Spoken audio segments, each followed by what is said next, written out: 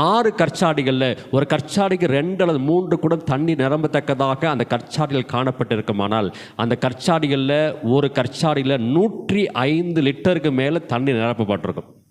இப்போ முதல்ல அந்த ஒன்றுக்கு உதவாததான அந்த கற்சாடியை வேலைக்காரர்கள் கழுவி சுத்தப்படுத்தி அதை ஒரு இடத்துக்கு கொண்டு வந்து அதில் தண்ணி நிரப்பக்கூடியதான ஒரு பெரிய வேலையானது நடக்கிறது. ஸ்தோத்திரம். எடுத்தவொடனே தண்ணி நிரப்புங்கன்னு சொன்னோன்னே வேலைக்காரர்கள் சுத்தமில்லாதபடிக்கு சுத்தப்படுத்தாதபடிக்கு அந்த கற்சாடியை நிரப்பலை. கனவீனமான இடத்திலிருந்து அந்த கற்சாடியானது எடுக்கப்பட்டு ஒரு நல்ல கனமான இடத்துக்கு, ஒரு பரிசுத்தமான இடத்துக்கு, ஒரு ஆயத்தமான இடத்துக்கு அது கொண்டு வரப்பட்டு அதன் பிறகு அதில் தண்ணீரானது நிரப்பப்படுகிறது. இன்றைக்கு கர்த்தருடைய வார்த்தையை பாருங்க. மண்ணை போல இருக்கிறதான பலவீனமான பாண்டமாக இருக்கிறதான உங்களை தேவன் அந்த கனவீனமான இடத்திலிருந்து எடுத்து ஒரு கனமான இடத்துக்கு கொண்டு வந்து நிறுத்தக்கூடியதான ஒரு உன்னதமான வேலையை தேவன் செய்ய போகிறார். நல்லா புரிந்து கொள்ள வேண்டும். இந்த புதிய மாதத்தில் கர்த்தர் கொடுக்கக்கூடிய வார்த்தை, மரமும் மண்ணுமான பாத்திரம்.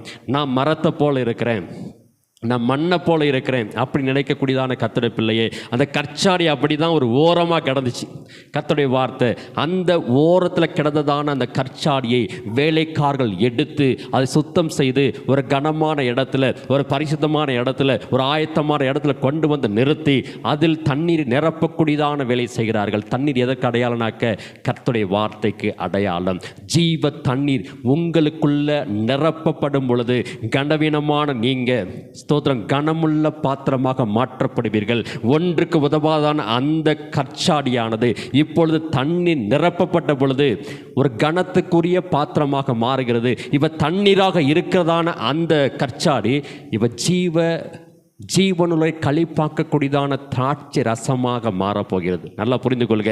கனவீனமான பாத்திரத்தை தேவன் எப்படி கனப்படுத்துகிறார். இந்த புதிய மாதத்தில் கர்த்தர் உங்களை கனப்படுத்துவதற்காக, உங்களை உயர்த்துவதற்காக, உங்களை அடையாளப்படுத்துவதற்காக, ஒன்றுக்கு உதவாததான நம்மை தேவன் அடையாளப்படுத்துவதற்காக இந்த வார்த்தையை கொடுக்கிறார். கர்த்தருடைய நாமத்திற்கு மகிமை உண்டாவதாக.